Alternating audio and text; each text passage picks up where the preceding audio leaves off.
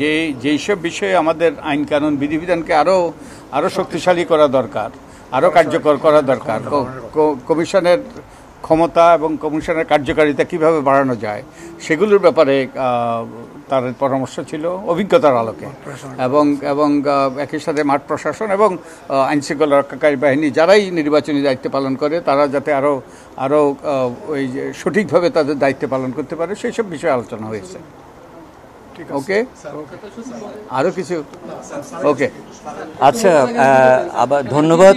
প্রথমত আমরা খুব নিজেদের সম্মানিত বোধ করছি, একটা খুব হাই প্রোফাইল কমিশন কাজ করছে এখানে।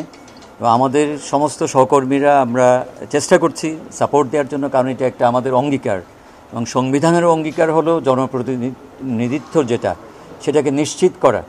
সেটা নিশ্চিত করার জন্য সংবিধানই দায়িত্ব দিয়েছে নির্বাচন কমিশনকে, এবং এটা মনে রাখতে হবে এটা একটা রিফর্ম করা। এখানে যে বিষয়গুলো আছে, আমরা এখানে অনেকগুলো ভালো জিনিস আছে, বাট কোনো ক্ষেত্রে যে গ্যাপগুলো আছে, যে দুর্বলতা আছে, আমরা সেটা আইডেন্টিফাই করার চেষ্টা করেছি মাঠের অভিজ্ঞতা থেকে, এবং আমাদের স্টেক হোল্ডার যারা আছে ইনক্লুডিং ফ্রম দ্য মিডিয়ারও রোল কী হতে পারে এবং তারা আমাদেরকে কীভাবে হেল্প করতে পারে, আমরা সেগুলো নিয়েও আলোচনা করেছি।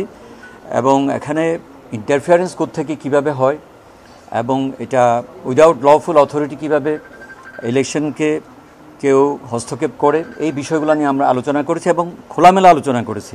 আমরা কোনো ধরনের এখানে রাগঢাক করি নেই, যাতে আমাদের উদ্দেশ্য হলো এই রিফর্ম কমিশন যে কাজ করছে সেটা যাতে ফলপ্রসূ হয়, আলটিমেটলি মানুষের আশাজিতি অবাধ, সুষ্ঠু, নিরপেক্ষ এবং সর্বজন গ্রহণযোগ্য একটা নির্বাচনের জন্য যা যা করা দরকার সেই সমস্ত সুপারিশগুলো আমাদের পক্ষ থেকে আমরা যেটা দেখেছি আমরা বলেছি। আমরা আশা করি কমিশন সদয় যদি হয়, তারা যদি আমাদের সুপারিশগুলোকে আমরা আরও কংক্রিট আকারও দিতে পারবো, সেই সুযোগ আমাদের আছে। এবং আমি আবারও ধন্যবাদ জানাচ্ছি কমিশনের প্রধান মহোদয়কে।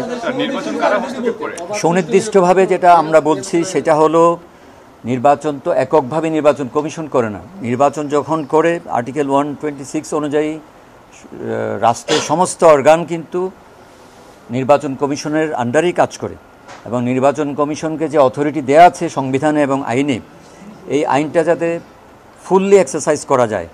আমাদের আইনের প্রয়োগটা কিন্তু আসলেই পুরোপুরি হয় না।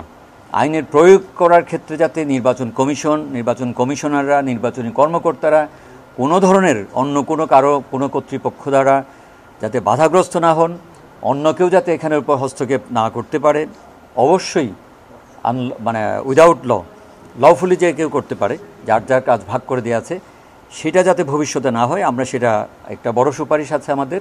আরেকটা আছে হলো সংবিধানে যে ক্ষমতাটা দেয়া আছে কমিশনকে, সেটাকে আরও কীভাবে স্পেসিফিক করা যায় আইনের মাধ্যমে, এবং এটা কোডিফাই করা যায়, এবং গ্যাপগুলো আছে সেইগুলোকে কীভাবে ফিল আপ করা যায়। আরেকটা হলো নির্বাচনী ব্যয়ের, নির্বাচনী দায়িত্বে যারা থাকে তাদের নির্বাচনী অপরাধ যেগুলো হয়, নির্বাচনী অপরাধগুলোর বিচার যাতে আরও স্পেসিফিক্যালি করা যায়।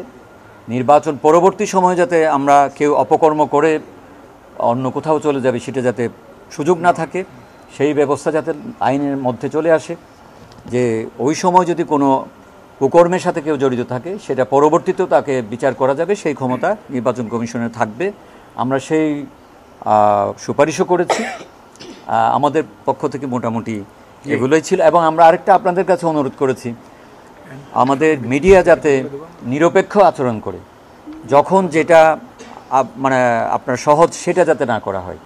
আপনি ভালোকে ভালো বলা, মন্দকে মন্দ বলা, সেটাও আমরা আপনাদের কাছ থেকে আশা করি। আপনাদের কাছ থেকেও আমরা নিরপেক্ষতা আশা করি, যাতে সবাই নিরপেক্ষ থাকলে সুন্দর নির্বাচন করা খুবই সম্ভব। আমাদের যে একটা জিনিস সুস্পষ্টভাবে এসেছে সেটা হলো, আমাদের আইন কানুন বিধিবিধানে কিছু সীমাবদ্ধতা আছে, এগুলো দূরীভূত করা দরকার। কিন্তু সবচেয়ে বড় সমস্যা হলো প্রয়োগ, যে নির্বাচন কমিশনকে অগাধ ক্ষমতা দেওয়া হয়েছে আমাদের সংবিধান এবং আদালতের মাধ্যমে, উচ্চ আদালতের মাধ্যমে। একটা বিখ্যাত রায় আছে যে আবুল কাশেম বনাম